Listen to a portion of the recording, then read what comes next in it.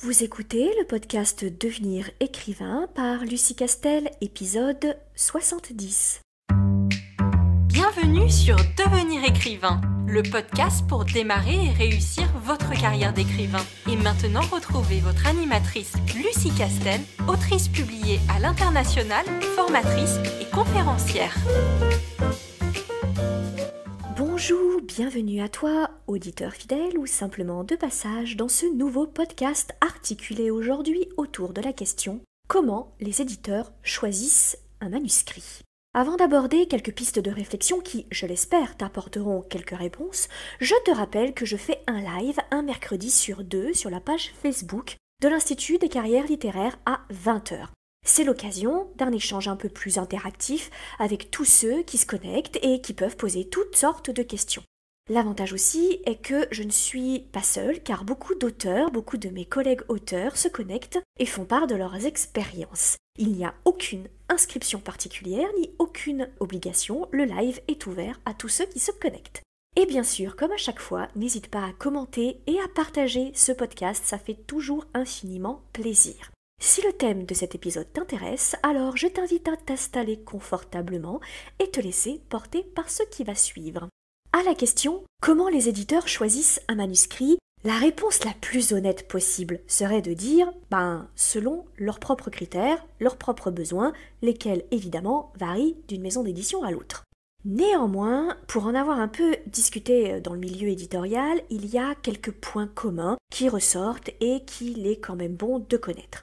Là encore, il faut vraiment rester honnête intellectuellement. Connaître quelques trucs du milieu ne garantit ni une signature de contrat, ni un best-seller. En revanche, quand tu brilles un emploi, c'est quand même mieux d'en connaître la culture et les codes que de débarquer la fleur au fusil juste parce que t'as vu de la lumière. Ce que bien entendu moi j'ai fait, et si tu écoutes mes podcasts et mes lives, tu sais ce que ça m'a coûté.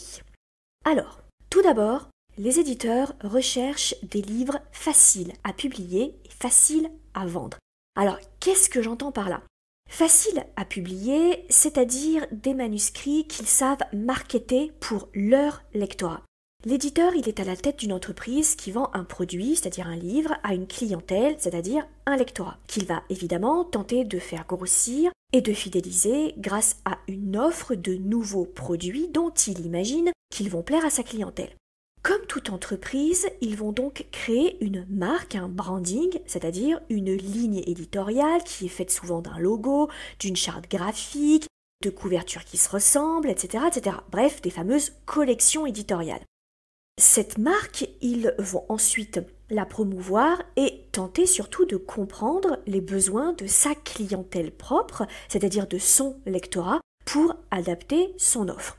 Dit comme ça, clairement, ça a l'air de réduire la production artistique d'écriture à un simple produit de consommation courante.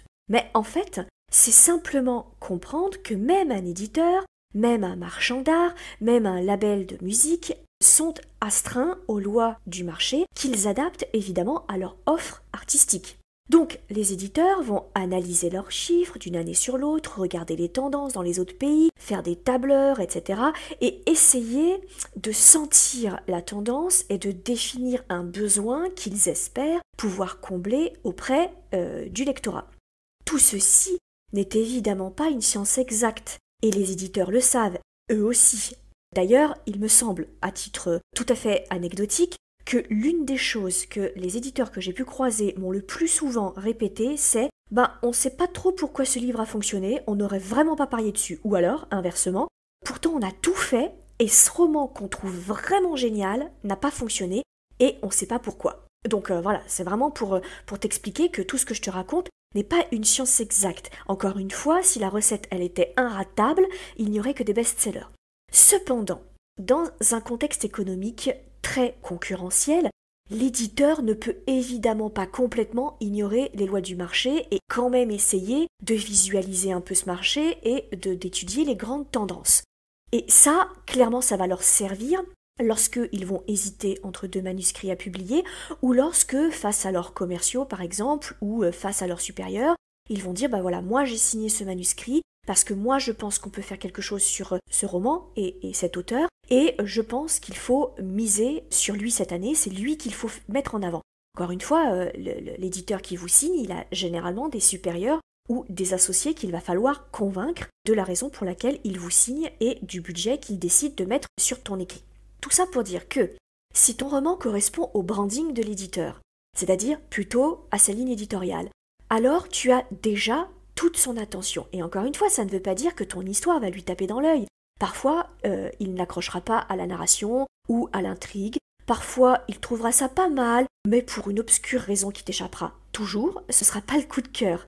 En tout cas, ce qui est sûr, c'est qu'il va se pencher sur ton histoire parce qu'elle sera pour lui facile à vendre. Il sait qu'il peut la vendre, en tout cas pour sa clientèle. Ensuite, le manuscrit doit être facile à publier aussi. Alors, qu'est-ce que ça veut dire ? Ça veut dire que ton manuscrit ne doit pas être si éloigné des exigences de base de publication qu'il demanderait beaucoup trop de travail de correction et de reconstruction derrière. Corriger un roman, clairement, c'est une étape obligatoire. Elle fait d'ailleurs partie des raisons pour lesquelles, je te rappelle, qu'un éditeur va te verser uniquement entre 8, 9, 10% à la louche du montant du livre qui est vendu. Mais il y a quand même une différence entre corriger un roman et carrément tout faire réécrire parce que c'est illisible en l'état. Personnage mal fouillé, mal géré, histoire incohérente, trop de fautes, etc. Garde ensuite en tête qu'un éditeur, c'est aussi un lecteur. Alors, certes, quand il lit, il n'a pas la liberté de se laisser transporter sans réfléchir comme un lecteur pourrait le faire, mais quand même un peu. Donc, on peut dire que son jugement va avoir quelques points communs avec celui d'un lecteur lambda. Il y a un exercice très intéressant à faire et que je recommande souvent, c'est de choisir un livre qui a un peu fait parler de lui, alors très clairement un Musso, un Lévy, un Amélie Nothomb, etc. Voilà, et d'aller lire les commentaires des lecteurs. Tu verras que souvent, les mêmes réflexions reviennent. Alors, en plus, un peu différentes selon les genres, mais dans le genre, elles sont assez identiques. Et ces réflexions permettent au lecteur de juger que l'histoire était géniale ou simplement bof. Et c'est assez instructif sur les critères qui font un roman bankable ou non. En fait, on se rend compte que si aucun roman ne fait jamais l'unanimité, ce qu'attend un lecteur d'une histoire, par contre, est sensiblement identique. En fait, c'est leur analyse du roman selon les attentes, qui sont elles assez identiques, qui vont changer. C'est-à-dire, en gros, les qualités qui sont assez identiques, du coup, vont se retrouver pour certains lecteurs dans certains romans et pour d'autres lecteurs, absolument pas du tout. Mais les critères qu'ils recherchent, eux, sont souvent assez identiques. Pour un lecteur, ce qui fait une bonne histoire et ce qui revient de façon assez récurrente, ce sont des personnages attachants, charismatiques, auxquels on s'attache, une action crédible, bien dosée, pas de temps mort, pas de longueurs inutiles, et puis se rajoutent des critères un peu plus spécifiques selon les genres, comme par exemple le polar, la romance, la science-fiction, etc., etc.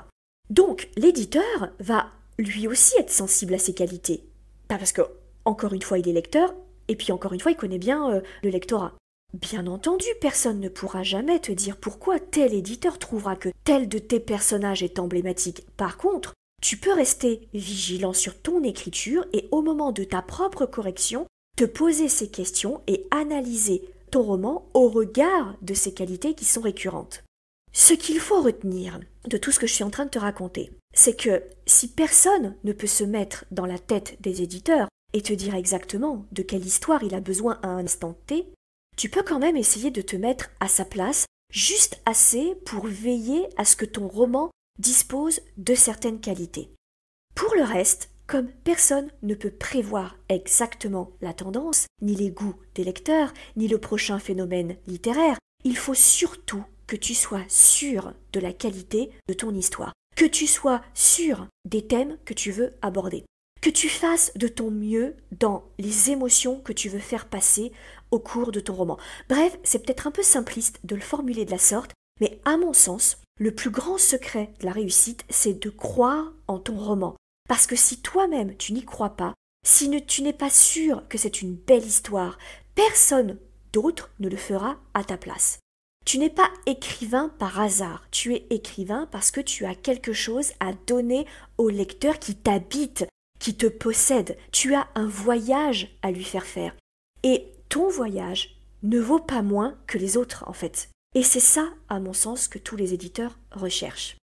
Voilà, j'espère que ce podcast t'aura plu. Si c'est le cas, n'hésite pas à le diffuser ou à me proposer des thèmes que tu aimerais que j'aborde. Je te souhaite une excellente semaine et surtout prends bien soin de toi en prenant soin de tes passions et de ta créativité. Vous voulez devenir écrivain? Inscrivez-vous à notre newsletter et recevez en cadeau notre modèle de fiche de personnage ultra complète. Chaque semaine, découvrez nos conseils et une bonne dose de motivation. Rendez-vous sur licar.fr, licares.fr.